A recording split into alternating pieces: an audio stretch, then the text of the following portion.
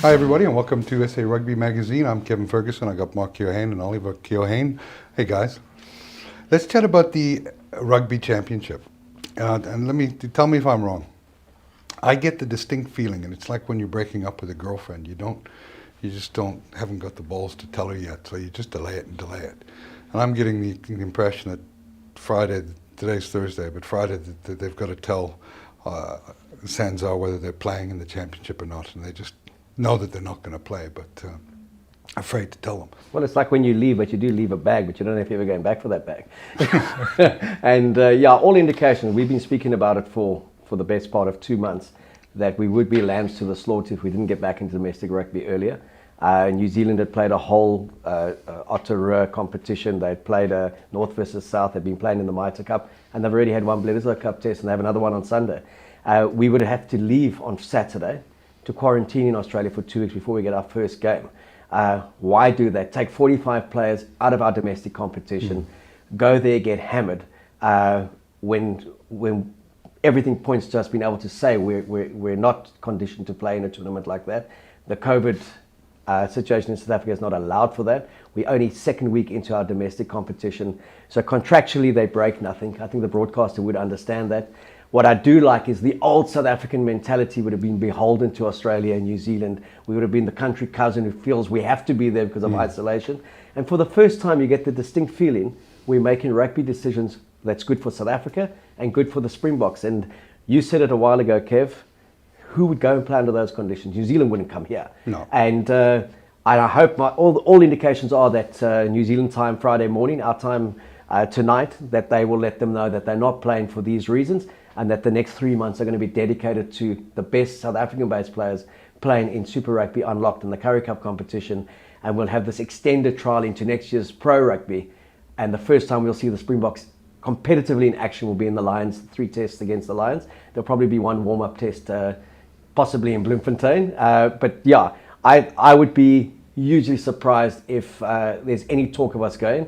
I know the news early in the week was that South Africa had suggested they go later and they play 3 matches, one against Australia, one against New Zealand, one against the Pumas. I think saying that, no, it can't be done, because where does it put their tournament?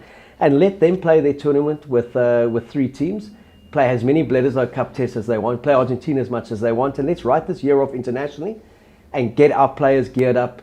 No psychological damage, nothing done towards the World Cup win. And when the Lions come next year, 2021, it's the world champions against the best of the four UK nations. Yeah, I agree with that, Mark. We've been saying all along that it would be lambs to the slaughter. There's no upside for South Africa other than the financial reward of the TV rights. There's nothing in the world champions going over half undercooked, playing those teams that have been playing for months now, and are starting to take shape and looking like decent rugby clubs. There's nothing in it for us. And I'm a betting man, so if I'm betting on it, I'm saying that South Africa tomorrow break up with the girlfriend and say, look, we're not coming. We're coming home. Ollie? Yeah, I mean, I think it's a player welfare thing too. So aside from the psychological stuff that we've been talking about in terms of world champions going over and then being made to look like they're not world champions, it's, guys have been conditioned in like a 10-week tournament in Australia and New Zealand. Like you said, they're still going to play 2 Bledisloe Cup games before that. The South African guys might have like 4 or 5 games each under their belts at best if we went over, So then you're also looking at, if you're going to send over a squad of 45, probably have to play most of them. You're looking at injury rates too, and that carries over and translates into your 2021 season. So rather take the hit for 2020 in a year that's kind of like you're taking hits everywhere else, and then look to ensure a bit more of a long-term plan. So yeah, hopefully we wake up and do make that call on. But what I do like about everything that I've been seeing and then reading and then hearing is we really have got our situation sussed in South Africa at the moment, and we have had for the last probably 18 months. When it comes to the Springboks, when it comes to SA Rugby, it comes to contracting, it comes to transformation. And there's not an arrogance about the way the message is being relayed either. Yeah. There's this absolute, if it doesn't work for us, we're not going to do it. And I think that's been a huge influence with Rassie Erasmus coming in and Yuri Roo trusting him to say, you make the rugby decisions, I'll make the financial, operational decisions. So there's a CEO that looks after the professional aspects of the game, but doesn't try and interfere with his director of rugby. He brought him back for one thing, make us strong again, make us one of the most sought after rugby nations, put the pride back into Springbok rugby at all levels, be it sevens, under 20s, into our domestic game. And we look so calm, and New Zealand just looks so absolutely shattered and chaotic in everything they're doing, from their coaching appointments, the way they handled it, the way they've handled the Sanzar relationship, the way they handled telling the world they're going to play on their own, the arrogance that they've shown towards Australia. You would have think that they'd pumped England 32-12 in a final and not got hammered 19-7 in the semi-final. You know, they took 17 of those 23 players, played against the Wallabies, and they looked as average, as vulnerable, and as awful at times as they did in that semi-final. So New Zealand's never going to be weak, but they're not particularly strong at the moment when you're looking at the top 3 or 4 in the world. So you're not impressed with the run out on Saturday? No, I wasn't, you know, and we said it again. We said it would be a single-digit game, and don't be surprised if the Wallabies even pox it, even though they hadn't won there for 19 years. And that 17.5 points or 18 points differential was like crazy. There was some sloppy rugby, some sloppy kicking, some sloppy finishing. It wasn't really that attractive a brand of rugby to watch either, was it? I think, like with New Zealand, one thing in the last 2 years that's become evident that was never there in the last 10 years is the combinations that they're playing. They've always had their combinations very sussed out. You know, you had Conrad Smith, Nonu, then when Sonny Bill Williams came into the mix, there was a clear role defined for him. They would have sort of like cycles of 2 years where they had a back three, and then there would be a brand new back three, but they would be the guys for the next 2 years. They had their loose forwards, their locks. Now it's like, especially in the back line, for all the talent that you've got there, you're chopping and changing 12s and 13s. You've got Rico Ioane moving in, then moving back out. Sevu Reece playing last year for the whole year, now being dropped. You know, Geordie Barrett playing on the wing. I don't know if he's a wing, taking the best 10 from 10 and putting him to 15. They've got all the talent there, but you don't get the sense that they're playing with a structure and a combination that the old All Blacks had. And I think that translates. That's down to coaching, isn't it, Mark? Don't you coaching think? and talent identification and selection. And if you look at the great coaches who've done very well, they've been spoiled for choice with certain players, but they've gone to play and said, Kevin, you're 1, Ollie, you're 2, and Mark, you're 3. That's it. Kevin gets injured, Ollie steps in. If he's injured, Mark steps in. If Mark scored 25 points and Kevin's available, he goes back in. He's the number 1. They don't kind of like what Jack White did. Yeah, and Graham Henry did that finally. Steve Hansen did that. They don't try and say, okay, Mark, you played 12. Ollie, you're going to play 15, so Kevin can start at 10. And your 15 best players aren't necessarily your best 15. And just to going back to your point earlier, Kev, everyone was raving about the game because it went to 88 minutes. It had a dramatic finish. These were two teams playing typical Bledisloe Cup rugby. They want to score tries to win it. But it was a very average game at times. The Australian pack bullied the New Zealand pack, as England did. The decision making was very, very poor from both halfbacks. There were great moments, but it wasn't, and that's what annoys me. But when I look at the social media and the South Africans, like, oh, look at these guys, you know, no, our pack would have monstered these guys. Yeah. Their backs wouldn't have seen much of the ball. Well, you spare a thought for Scott Robinson, who's probably in Canterbury, laughing his bollocks off at probably knowing that he could bring a team over there and beat both those teams. No, I think if the Crusaders had run out at Wellington as their 15 they played in Super Rugby, they would have beaten Australia by at least 10 points, and they would have done it quite comfortably. Robinson in his selections has also shown all year he knows who his players are. He knows kind of how to play them. As Ollie would say, New Zealand could pick 5 backlines that are equally good. They just don't know which one to pick, and they don't have a pack that is good enough to compete with South Africa at the moment and in England and potentially a Wales in terms of really a mongrel pack. You know, there used to be that old days when you'd pick, we were chatting coming in this morning, when you'd pick a World 15 in that 10-year period of the All Blacks, and there'd be 12 All Blacks in that World 15. At the moment, you'd be lucky to get 2 All Blacks in a World 15. It'd be Barrett on form, Brodie Retallick when he plays. No one else is that significantly better than other players. And if you had to pick a combined Springbok All Black team, the majority of that team would be Springboks at the moment, and that's been a long time since we could say that. And so when I talk about New Zealand vulnerability, every monkey says to me, oh, New Zealand, they'll never be weak. I'm not saying they're weak. They're just not these gods on a pedestal at the moment that we should be fearful of. And that's what I love again is this, you know, New Zealand would have told us, up yours, we're not coming a long time ago. And for the first time, we're saying, thanks guys, but we're not coming. And maybe see how good this competition is without South Africa, where your big game is Australia and then Argentina. It's not a great competition. No, for sure. And, you know, the one thing that we've been resolute on is that Foster was the wrong appointment. I mean, have you seen the movie Pet Detective 2, where they're in the monastery, and he announces that he's going to leave, and they give him the medallion of enlightenment and all this stuff. And when he's leaving, they're all jumping and dancing and singing. That I felt that was my reaction to Foster getting the job and not Robinson getting the job. Yeah. Because if Robinson had got the job, then I would have been worried for South African rugby, because he's a master tactician and he was the right appointment. But egos and various other things got in the way, and they appointed the wrong guy. And we were chatting off camera about Plumtree. And now, Plumtree's way into the coaching position would have naturally been through attrition of Foster going on, retiring, hopefully with success. But I don't get the impression that Foster's going to stick around. Look, He'll be like a barnacle. You'll have to get rid of him. But and his contract's only for 2 years. But they take enough beatings or struggle enough. They do have that option of Gatland coming back after 2021, despite his indifferent run with the Chiefs. And obviously Robinson still being there. Indifferent. Yes. Shocking. Now, they did get a win. As we say in Wales, shite. Hey? I mean, it was they got a win pre-COVID. Wow. But Plumtree is the one that should be the head coach there. No, And- Robertson should be the head coach. Well, outside of that existing group, he should be the head coach. And But even he's whinging. no, he's whinging. But what's happening is you find a guy that's coming in as assistant who's actually the dominant one in the circle, can't actually go to the fore. So he's got to allow the other guy to go in. But what I found very surprising, I've never heard Plum, when he was at the Sharks and the Hurricanes, have a whinge. And especially talking about how his boys got hit off the ball and Aussie foul tactics and Dave Rennie, typical rugby. And then says All Blacks don't cry. But, Plum, it sounds like you're whinging a bit then, having a good old cry, So... Yeah.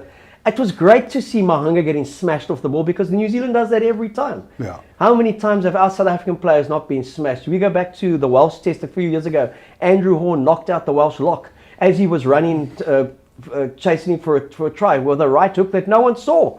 I mean, the guy was carried off on a stretcher, and that was just tough New Zealand rugby. So they're getting back a little bit of their own medicine, and they don't like it.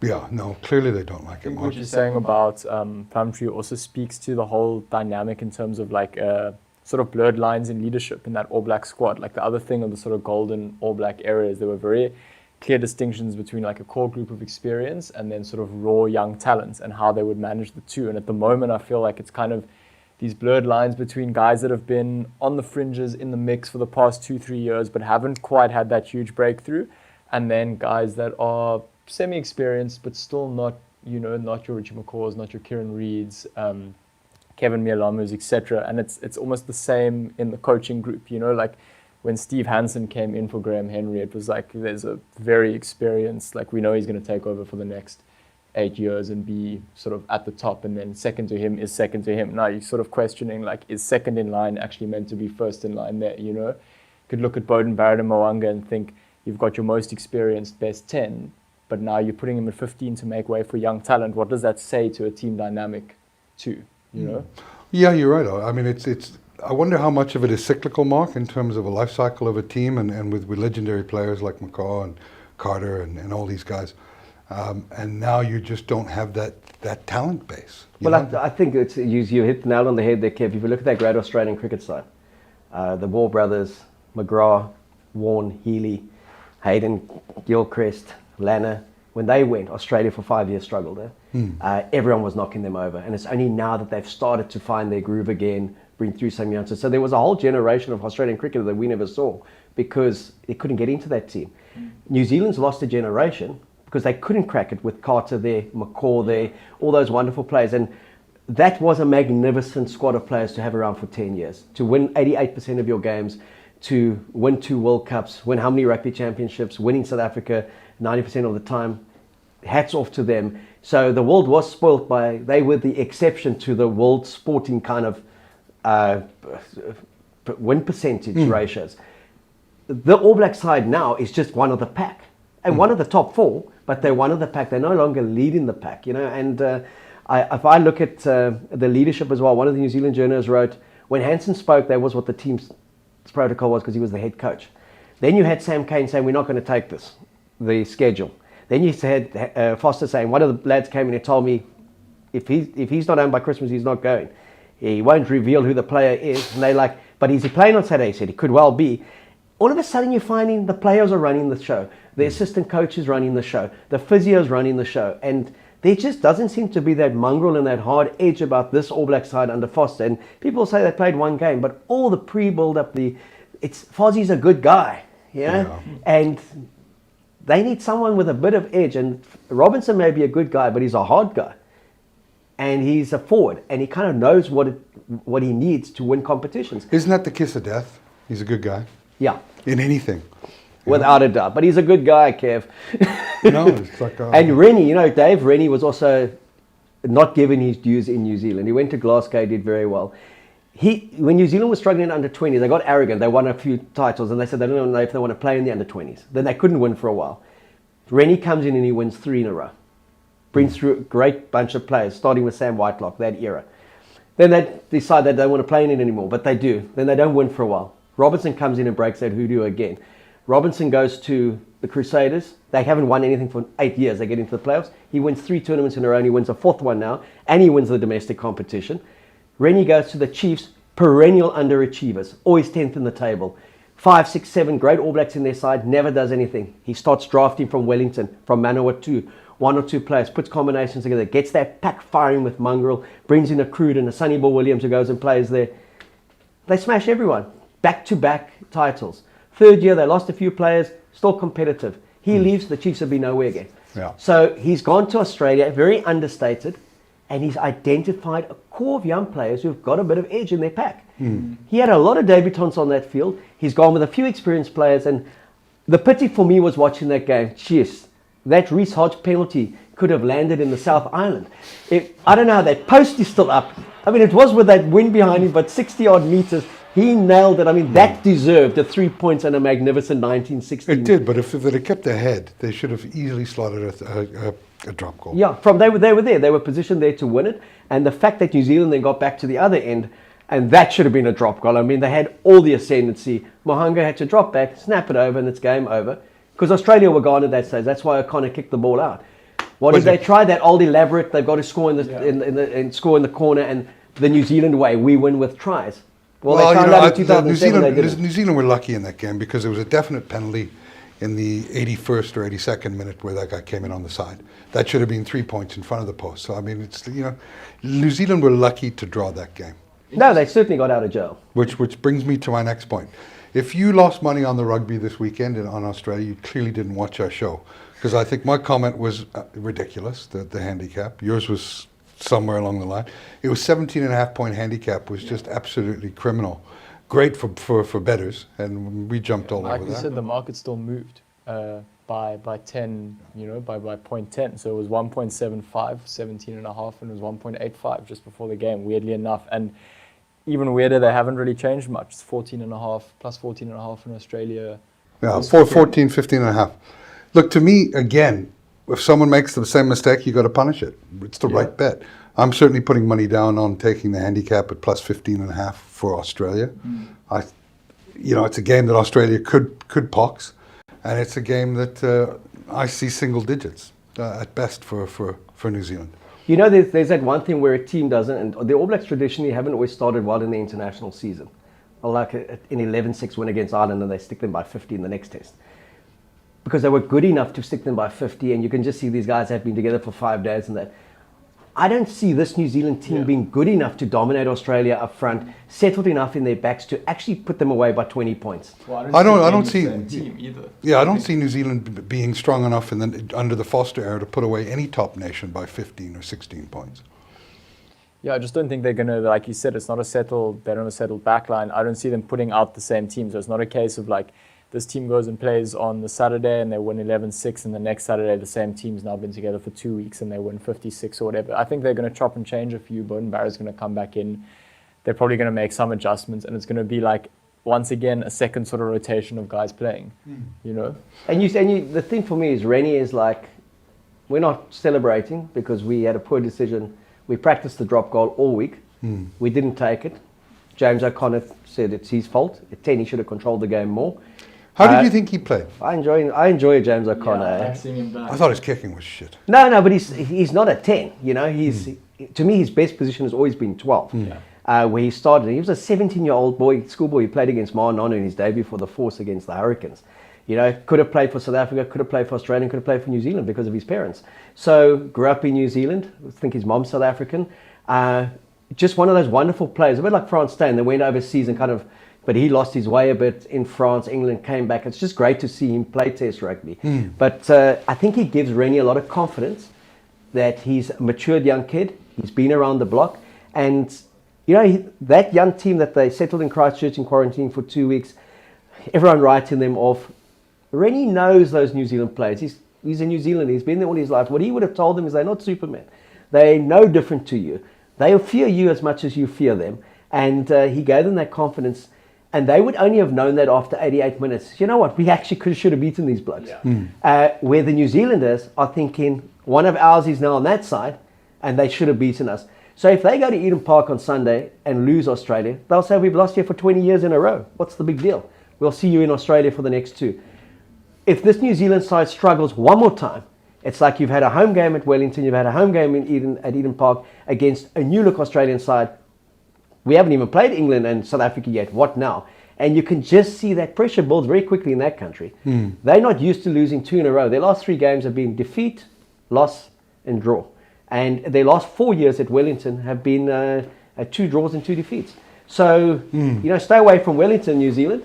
But they go into their fortress. I still expect them to win just based on that. Yeah. But a single digit for me again. And I think Australia, under the Rennie era, are going to find a harder edge that they haven't had for a long time. So you're saying that plus 15.5 is a gift? Yeah. Yeah, take the points. Ollie? I'll be taking plus 14.5 even, because I think that's still more. They still have to score more than 2 tries then. Yeah. I don't think they will. I think at best for New Zealand, it's an unconverted try and a penalty, 8-point win. But again, it's one of those things for me. It's either going to be an 8-point win or Australia is actually going to pox like 1 or 2 point win.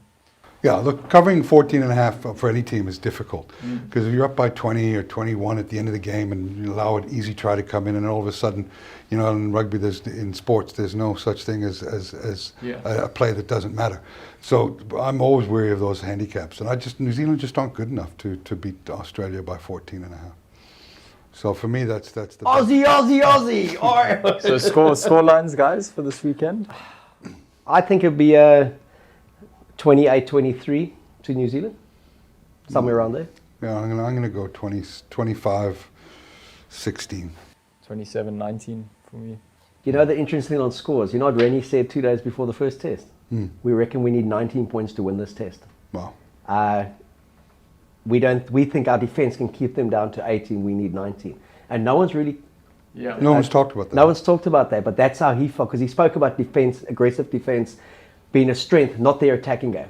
And he said teams that have beaten New Zealand and beaten them well have just defended for 80 minutes and been so aggressive, upset their rhythm, and kept the scoreline fairly, kept it down. Yeah. And that England semi-final being the most brutal illustration of that.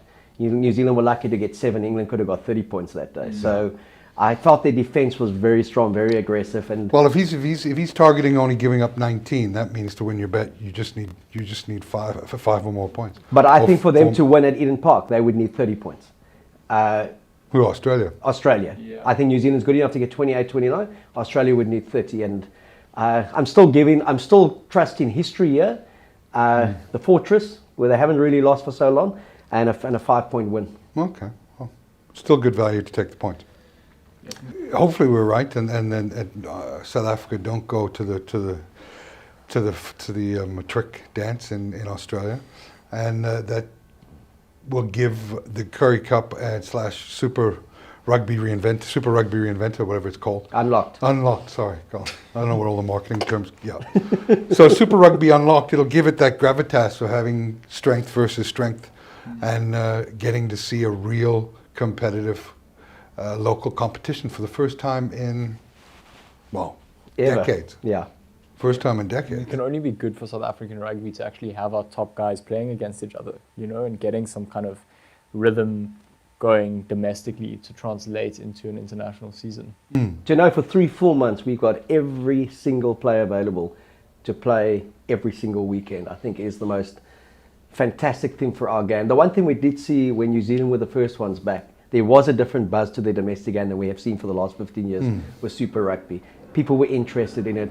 It was a bit like going back to the days of the NPC. This will be like giving us back. Competitive too. Yeah, giving us back that like.